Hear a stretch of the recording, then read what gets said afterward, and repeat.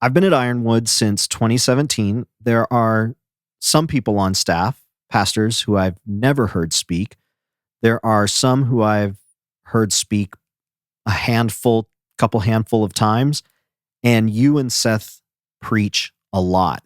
How do you determine the preachers on the team or who is getting to preach on Sundays? So I want to have people preach who are really gifted to preach or who are really developing their giftedness to preach. So the guys that you haven't heard preach, it's because either they have preached at different points and it was fine, or because they don't really aspire to have that be a major part of their work. Now, I do think every pastor, a part of the qualifications of 1 Timothy 3 and Titus 1 is you have to be able to teach. I don't think that means necessarily you need to be able to hold people's attention and communicate dynamically for 35 minutes from a stage. I don't think that is important. But that's how I think about it. So the people you've heard preach some, it's usually because we see some giftedness there that we want to see cultivate and grow and develop. Seth and I preach a lot because that's some of our core strengths and core giftedness. But what I think about a lot is how many times a year could this person be a good preacher in this kind of church? And there's a lot of variables there, right? This person is pretty steady. What a good preacher is in a certain kind of church, maybe that's size, maybe that's context, maybe that's whatever, might change. Like we've got a guy on our staff who I don't think, you've probably heard him preach. He's preached a few times. I think he would be a great preaching pastor at a church of about 150 people. But in our environment, where we're about 1,900 people and we have the other communicators we have, he can do an effective sermon once every year, once every 2 years, something like that. So that's a little bit what I mean. How consistently can you be effective? How many times a year can you be effective? That's how I would think. Welcome back to the Preaching Through podcast. My name's Dave. This is Luke. Every episode is all about preaching through modern day following Jesus. That's it. Just how do you preach God's word in such a way that compels and motivates and inspires, really coming alongside what God has said and just serving that up in a way that folks can say, I get that, and that's what I want. That's what this podcast is all about. We want to be one voice in that process, hopefully not the only voice, but just one of several voices that you have. Michael Lukaszewski, head of Church Fuel, he says, if you listen to too many people, it'll be chaos. If you listen to one person, you'll be a robot. You really want to have just a few voices. And I just like that illustration. And that's what I hope for this podcast. Today, we're talking all about the idea of the team. So it really leans into multiple voices, maybe in that preaching process. We're not talking so much about how would those multiple voices come together and, coordinate on a particular sermon. We talked about that in previous episodes. What we are talking about is the actual structure of the team. And before we get into that, I think a lot of preachers will hear the idea of team and immediately they'll think like, yeah, because you want times off. Well, there's more to it than that. But from that aspect, Luke, how many weeks of preaching in a row is your idea in our environment? Is your ideal amount in our environment? Well, there's two ways to look at it. One is how many times a year could I be an effective preacher? That's one question. Another question is how many weeks in a row could I do it without it starting to feel like a drain? So I think I could be an effective preacher 40, maybe 45 weeks a year. I've never preached 45 weeks a year because I don't want to do that. Part of me would like to do that, but I think different people could be good in different contexts, different amounts. Now, in terms of every week, that's something that's changed for me. So one of the things that I realized in the first couple of years of church planting and pastoring was that I would preach on Sunday, and that night I would think, oh man, I get to do it again next week. And then the next week would come and it's like, oh man, I get to do it again next week. And after about week 9 in a row, that Sunday night I would go, oh man, I can't believe I have to do it again next week. And so that's about where that was. And so once I noticed that pattern, I went, you know what? I should just not get to that point. I should make sure I schedule someone else by week 9 because I don't get to that point. Then over time, as we started adding more services and some of those dynamics, I found that number actually shrank for me. So that number went down to about 6. So going from preaching one time to preaching multiple times on a day. On a Sunday, yeah. On a Sunday. Like, as we added services, so now I preach 3 services, and I find I can now go about 5 weeks where I'm still in I get to do it next week. And at about week 6, I start to go, oh man, I can't believe I have to do it again next week. So that's changed over time. And so that's how I think about that. What would you say is the most you would like to take off? Like, be gone 2 weeks in a row, 4 weeks in a row from preaching, 6 weeks. What's the ideal we're not talking sabbatical, vacation. Yeah. I'm talking like August through May of a normal year. A lot of times I'll be gone at most during the normal year. Like, at most I wouldn't preach 2 weeks in a row.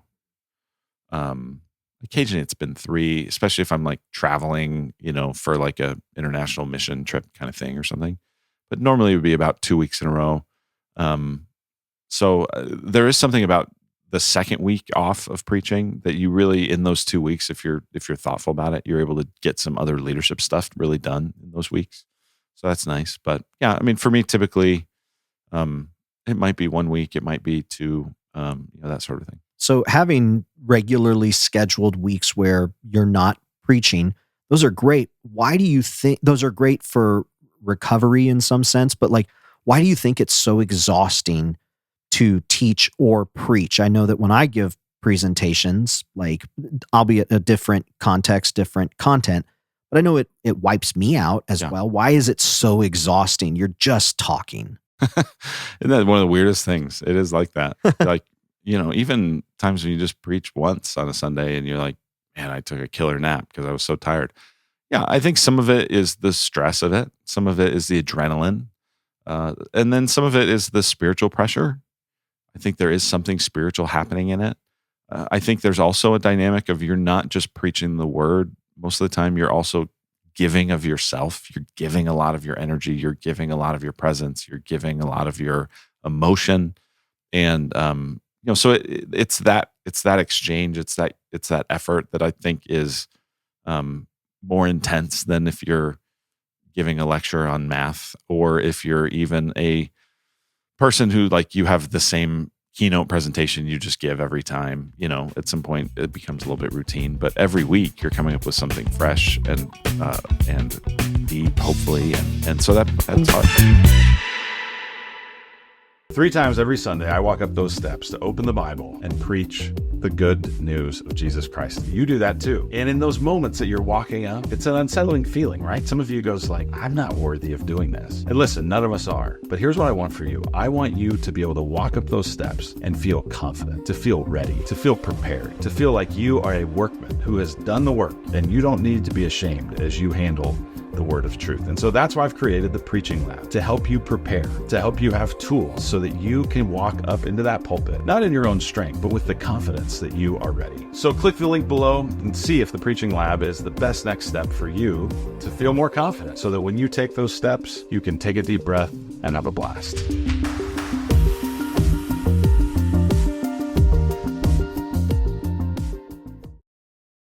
Why would a lead pastor want to have a preaching team at the church? One reason would be what we've already referred to, is just so you don't wear yourself out. I actually, right now, the last few years, I've preached about 32, 33 weeks. I'd like to preach more, actually.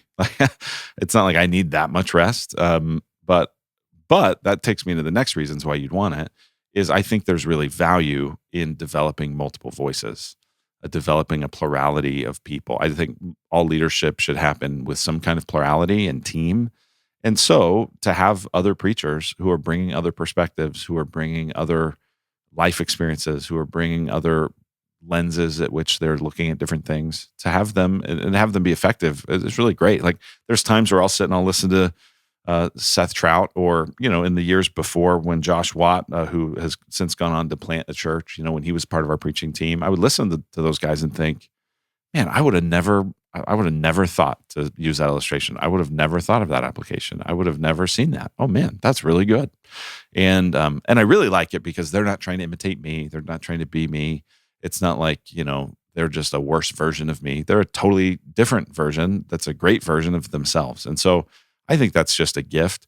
The other thing that I think happens is, even if you're a preacher who you were like, say you were going to preach 40 weeks a year, and so you got 12 weeks where you need to fill it. If you have some sort of team where at least there's one other person who's preaching 6 or 7 times a year, and then you're filling the other 4 or 5 messages with just one-offs, well, that's more cohesive than if you preach 40 times a year and there's 12 standalone messages by random whoever's.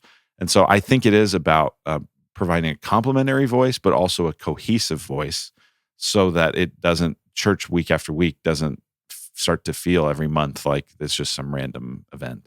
Oh, pastor's got the day off. Yeah. Type thing. Yeah. National Youth Pastor Sunday is what I call, the Sunday after Christmas, that kind of a thing. And, that's fine. And everybody does that at some point, but if you can have a good preaching team, then it starts to never feel like there's a throwaway week.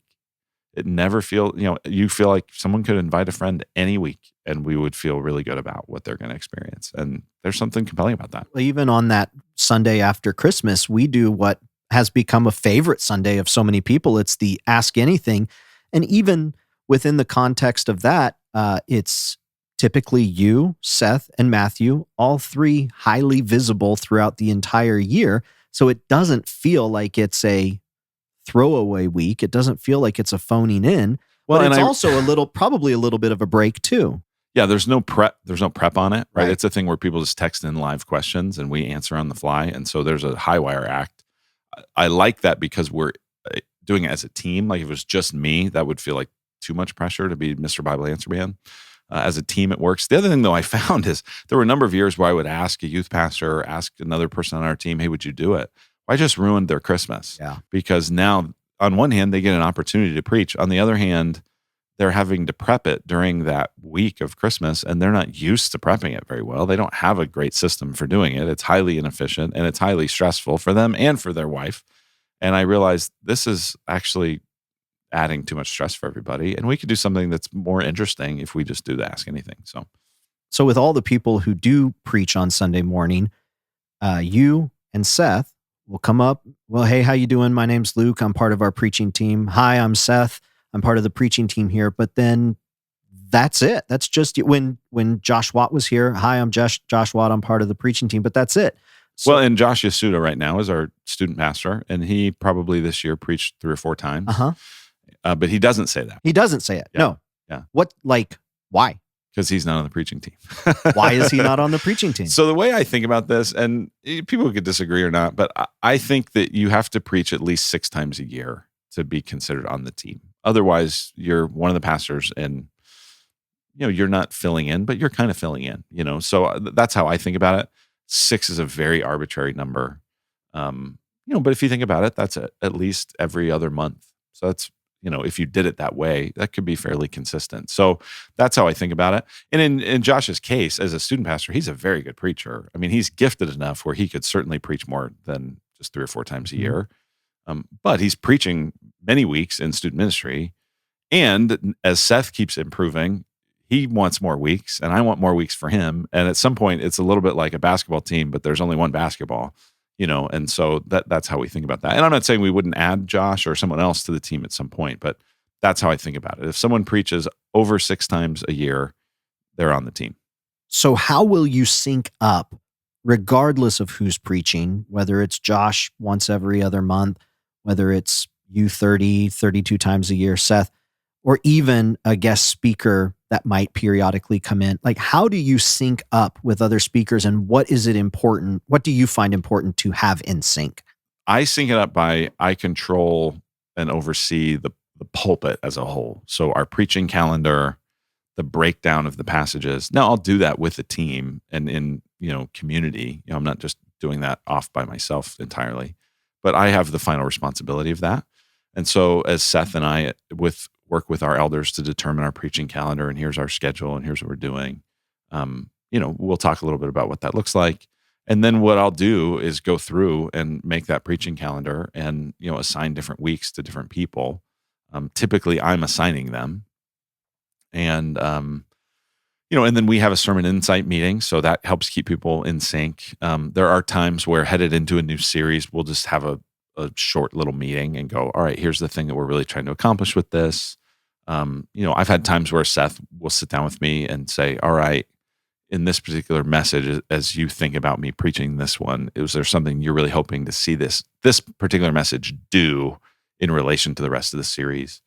And that's the kind of thing. If we have a guest speaker and they're coming and they're going to preach as part of the series, then I'm informing them of those things as well. But it's pretty straightforward, especially because for us, most of the time we're preaching through a book of the Bible, and it's like, all right, here's the next chunk. Here's the next chunk. Here's the next chunk. So even within that, it doesn't sound like there's a great effort that goes through, here's what we said in week 1, here's what we said in week 2, you've got to say this in week 3 because we're saying this in 4 and 5 and 6. Like, it doesn't sound like syncing up is to that extent. It just sounds more like, it depends on the series. So in our Revelation episode, we talked about how there were those phrases we kept saying. We're not on the planning committee, we're on the welcoming committee, right? This isn't as much about predicting as it is preparing. Well, those were things we decided, hey, Revelation's a big deal.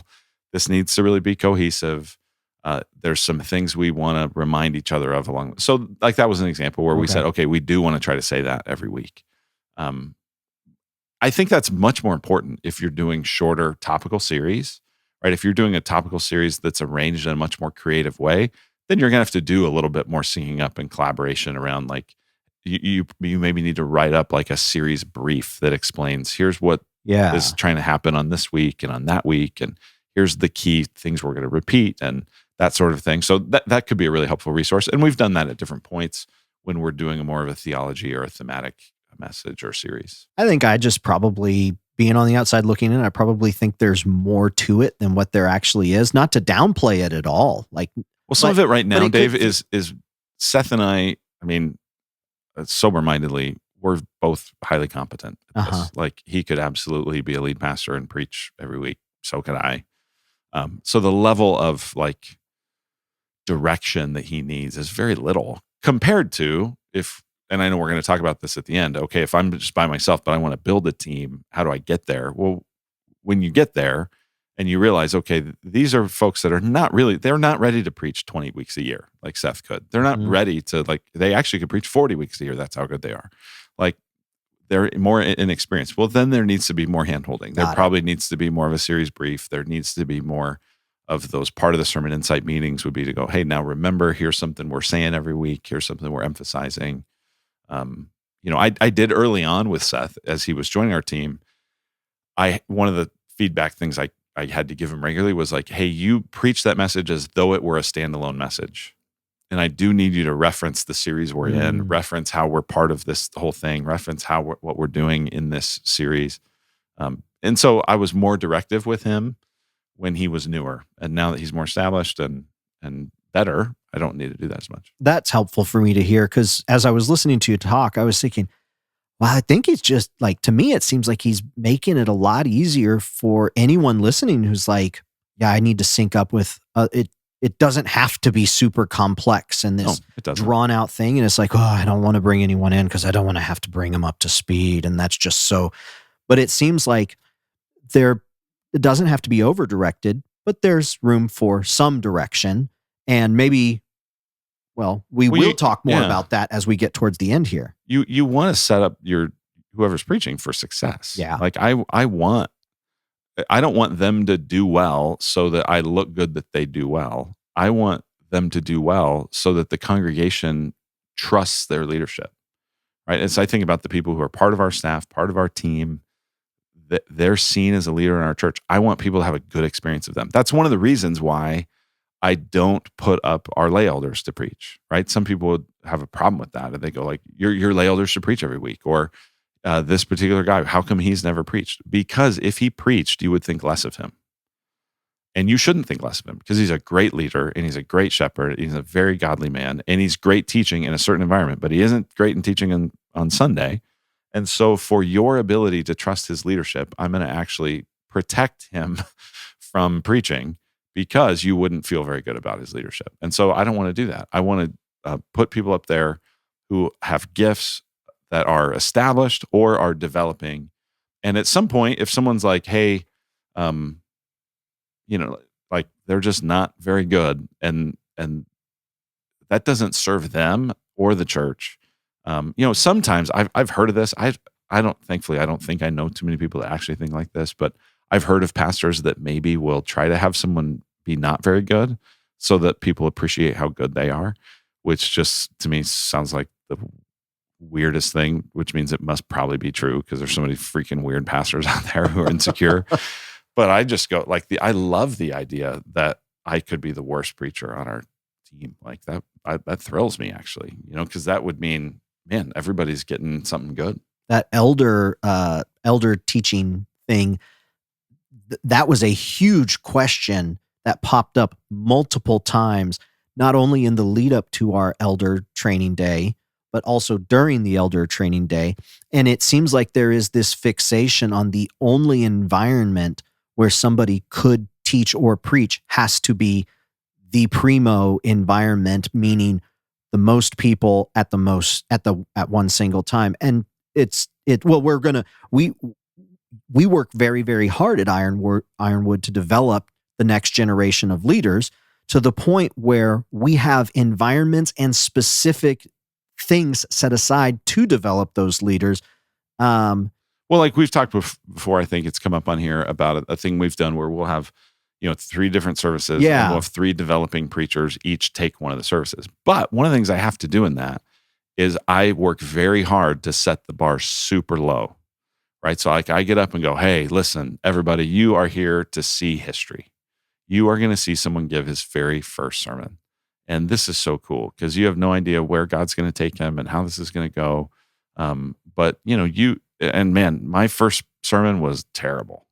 And, but I'm so glad I got a second sermon, and I'm so glad that people were willing to listen to a first, right? And I just lower that bar and I go, so cheer them on, and then because I've worked with them and they're guys that have some gifts, like I know that I can set the bar low enough that they can actually get over it. And then everyone's like, man, they were so great. That's so cool. Right. And it becomes this big win, so that's something I can do once a year or every couple years when I'm doing one of those things.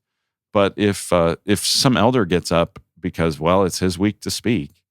Now, in our church, that wouldn't work great because we're a larger church where people are used to a certain level of communication skill. That's one of the things that I think we have to realize is like as a preacher improves in his communication skill, the congregation gets used to hearing a level of communication.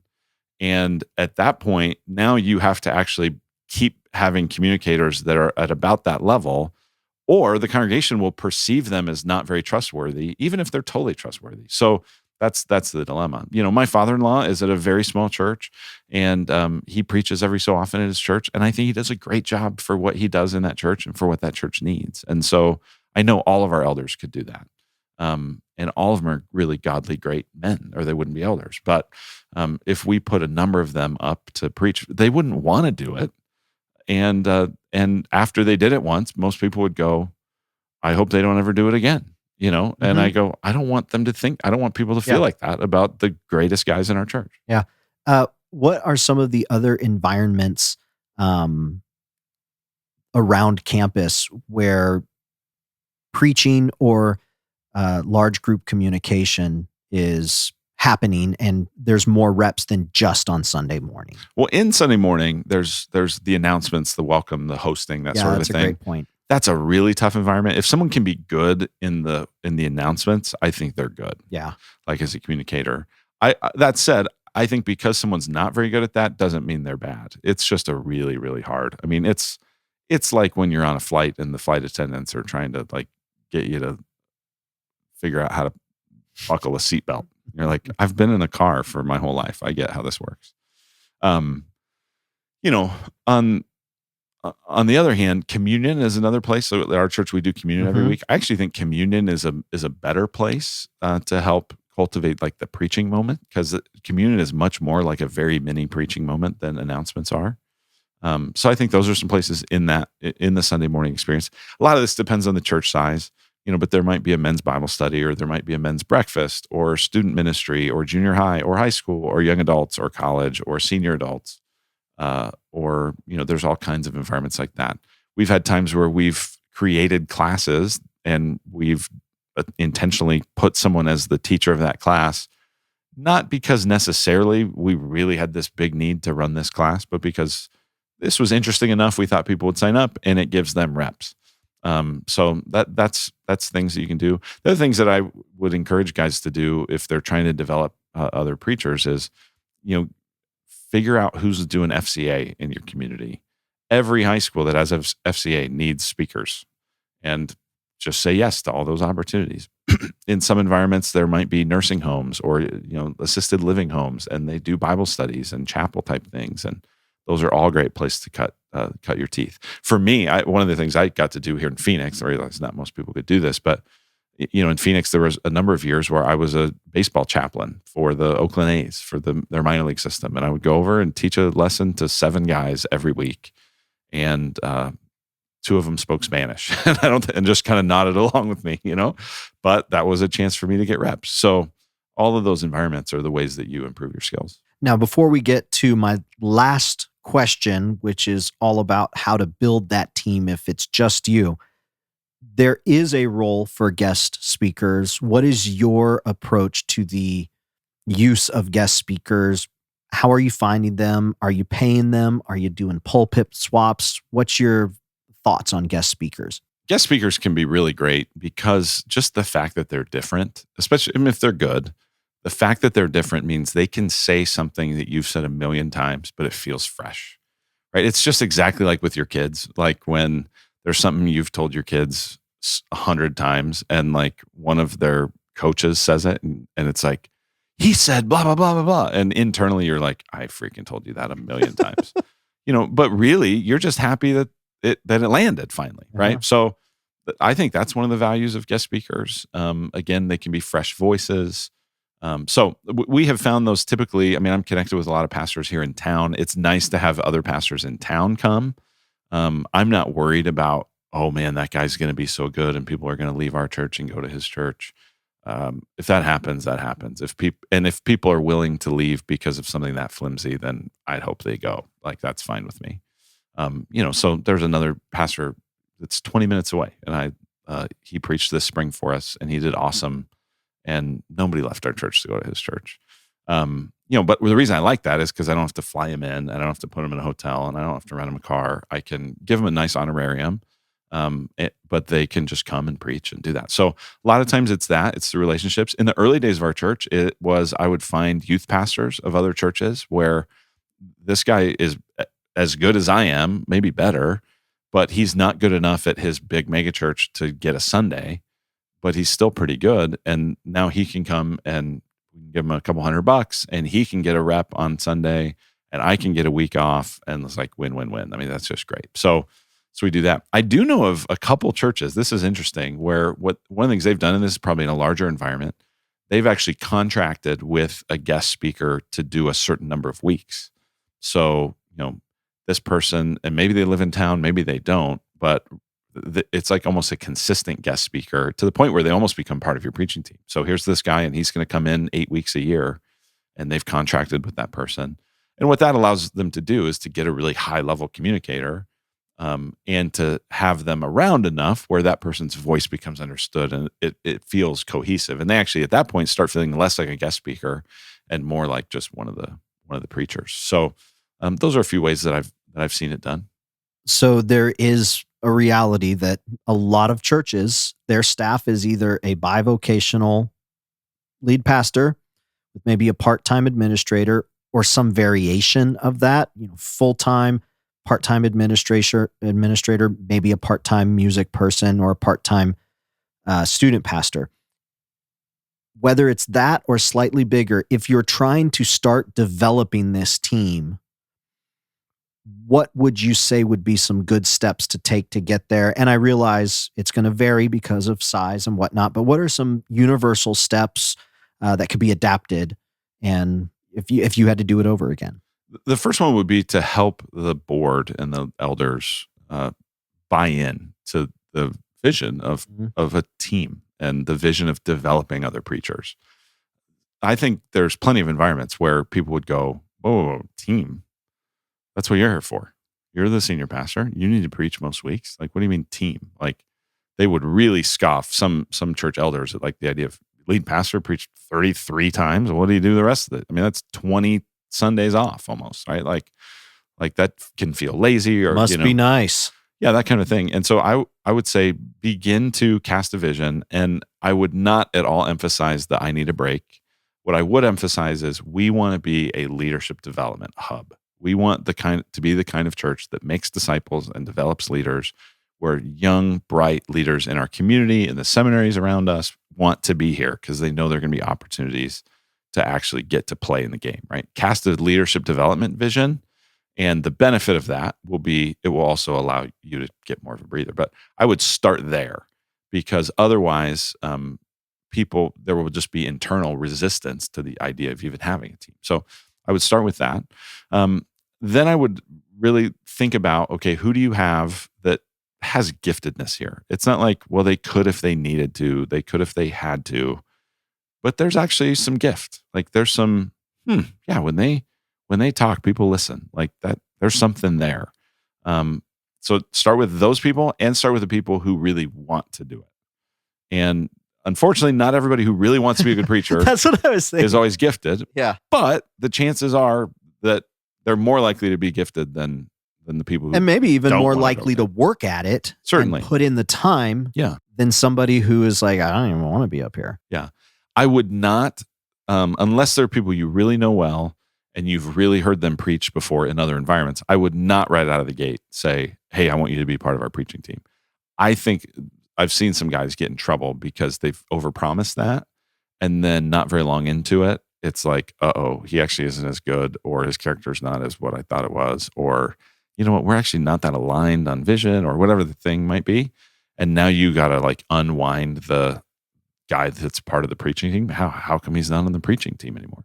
And so I would just do it like, hey, would you, could I put you in this time to preach? And then they do well. Hey, is this something you'd be interested in doing a few more times?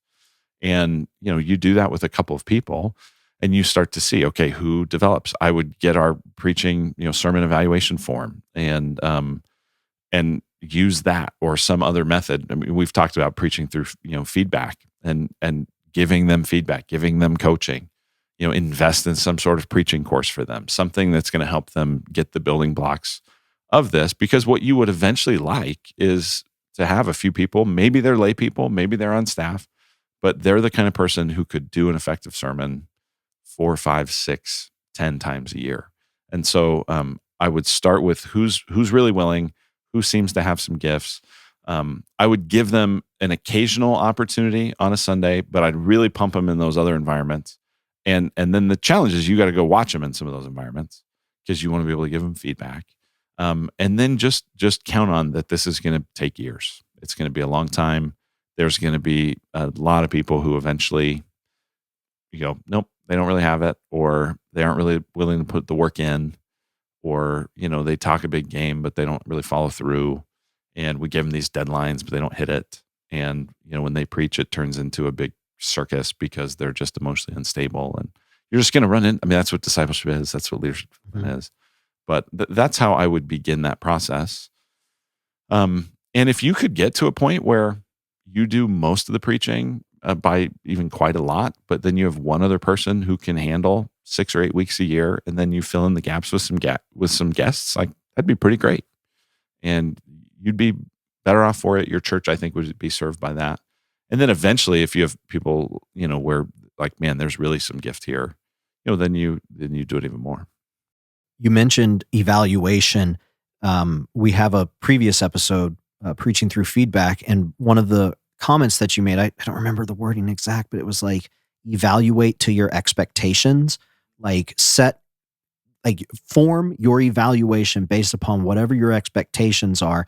And I just think that could be a very helpful tool as you give more leeway to someone, or give more opportunity, or you try to pull it back. It gives you a backbone to go with. And as you were talking about not over asking at the very beginning, I would always approach any position that I was trying to fill with a volunteer, whether it was big or small, just with like, hey, I need some help for the next 4 weeks, or I need some help for the next 6 weeks, fully intending that if this works out, I'm going to say I need help for the next 6 months.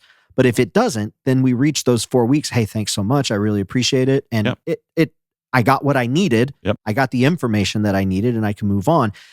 And then if you have that evaluation, you can say, hey, I really would like for you to help me for the next 6 months, but based upon these things, I really need these. Do you think you can deliver these things? Can you meet these deadlines?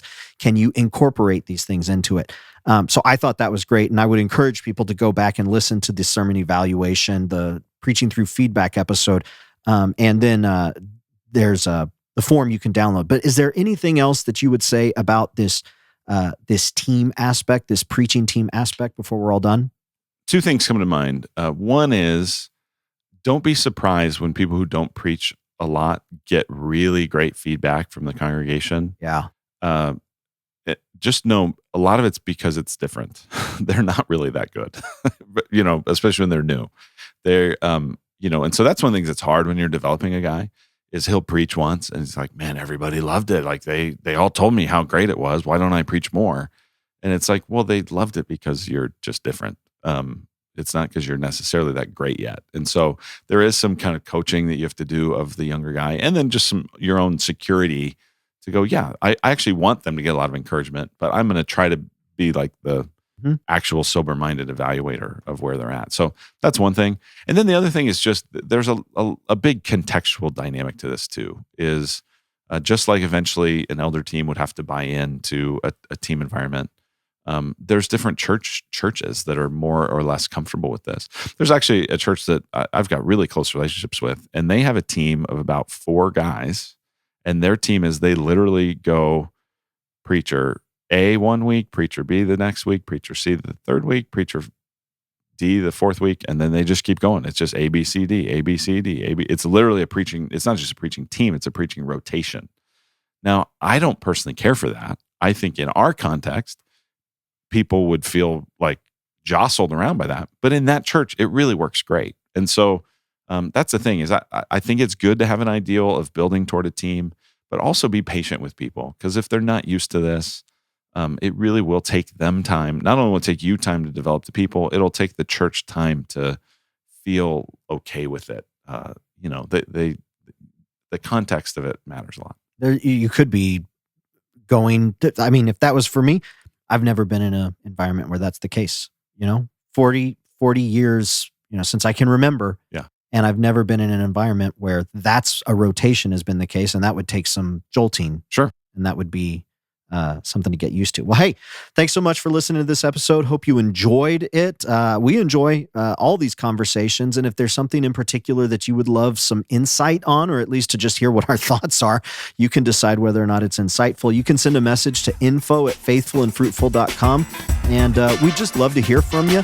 Everything that you might want from this episode in terms of references, faithfulandfruitful.com/406. There's a whole lot of episodes that we have already released. I'd encourage you to go back, take a look, and see which ones are relevant to your context here and now. And we've got more on the way. So really appreciate you spending a little bit of time, and we'll see you next episode. Bye-bye.